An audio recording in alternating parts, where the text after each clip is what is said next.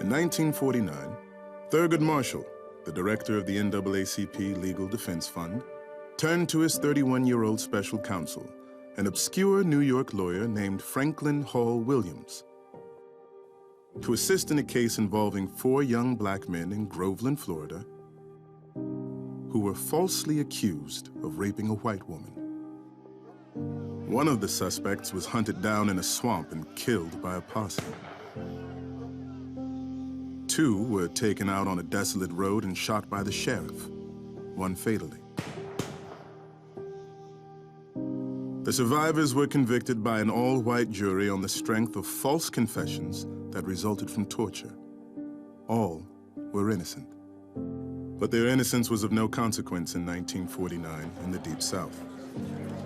A white jury could simply never credit the word of a black man over that of a white girl. It was socially and politically unthinkable. Franklin Williams quickly found himself thrown into the middle of a cultural and legal minefield.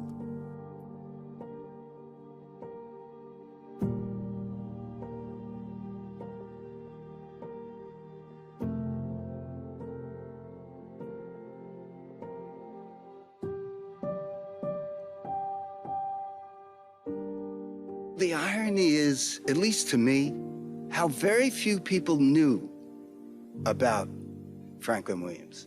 I mean, across the board, he was not a quote-unquote famous person.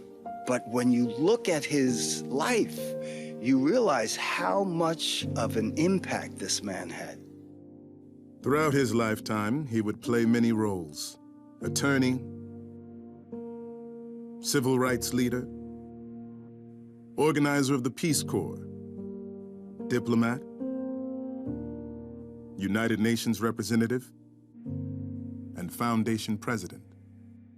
Later in life, he chaired the first court-based commission in the United States that focused on racial and ethnic fairness in the courts.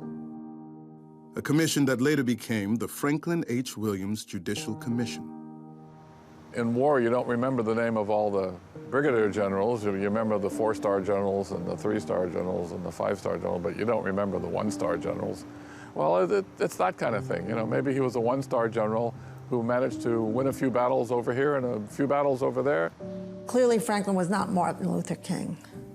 I think that he worked with a much smaller palette. It's important to understand that the civil rights movement wasn't all marches, and it wasn't all speeches by eloquent people, and it wasn't all mass movements. I think people played different roles and different parts in that struggle. From the first slave that ever ran away to people who were bridge figures like Franklin, who could easily move in white society.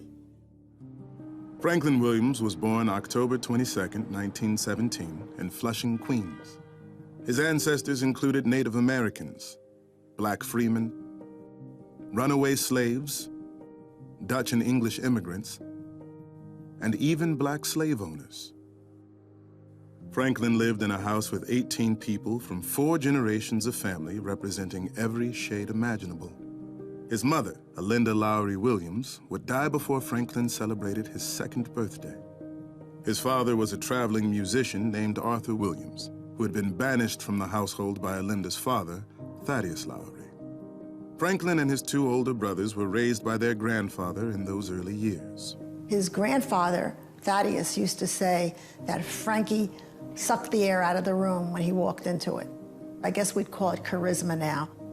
His grandfather came from a family of slave-owning blacks in Virginia. And Thad Lowry was a very arrogant man who adored his grandchildren and his children. And so there was a community of black kids who lived not far from Franklin, and he wasn't allowed to play with them. So it wasn't a matter of color. It was a matter of his grandfather saying, you have enough, you can play with your cousins. You don't have to go play with those kids. Those kids are not good enough for you. So the color didn't come until he was an adolescent, and then it hit hard.